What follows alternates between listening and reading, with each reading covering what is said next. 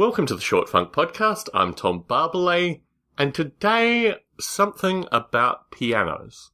Through recording, or attempting to record, the Shed Life series, there is a section that deals with a piano. I'm not going to give anything away associated with that, but I've recited repeatedly the piano that I once owned in Canberra, Australia. And it was a dear friend of mine. It was something that I played for hours on end. The music that I played was sometimes referred to as curious satanic circus music, which I know has also been used already associated with our good friend David Rees's Model Rail Radio recording, although I don't think I actually announced that in the Short Funk.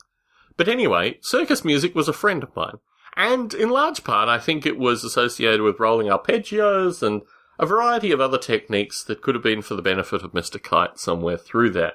But the other thing that I liked about the piano was the ability to take cathartic energy and turn it into sound. Most of the time I played for myself. I did have a girlfriend for a period of time that I lived in the shed, and realistically, I guess I played probably the most through that period of time. But sometimes I would find myself sitting at the piano for 3 or 4 hours and just working through a variety of kind of composition ideas to the point where it wasn't really conscious playing, it was in some kind of evolved part of the subconscious that enabled me to kind of string notes together for extended periods of time. I started playing the piano when I was about 3, and the piano was something that was in the house primarily because my mother, as a child, or really in her mid to late teens, had learnt the piano, and, there was a need to have a piano around. I did piano lessons solidly from age maybe 13 to about 17.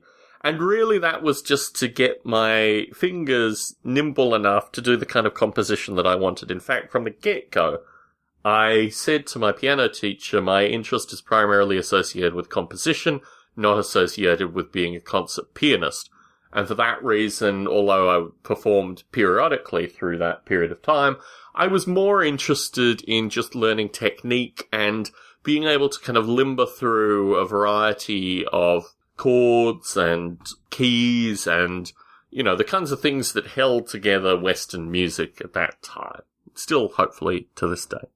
Through this period of time, I composed extensively. I wrote music for plays, I occasionally wrote music for school, and really writing music and finding new methods of experimentation through the piano was something that was very central to me. I wrote music relatively feverishly. There are various people who I still keep in contact who have performed musical pieces that I wrote. Really, the only thing that has kept me going in this light over the past maybe 10 years now is associated with podcast composition. I occasionally write themes for podcasts. I occasionally write outros or other musical pieces for podcasts.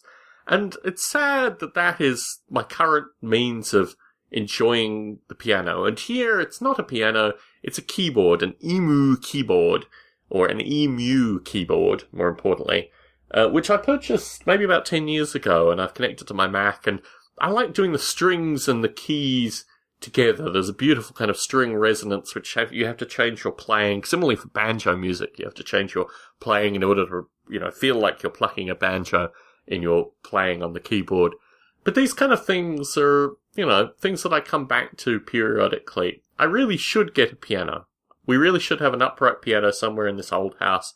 In large part so I can scare the cats and probably keep the wife less than amused. But yeah, it was certainly a cathartic piece of my late teens and early 20s.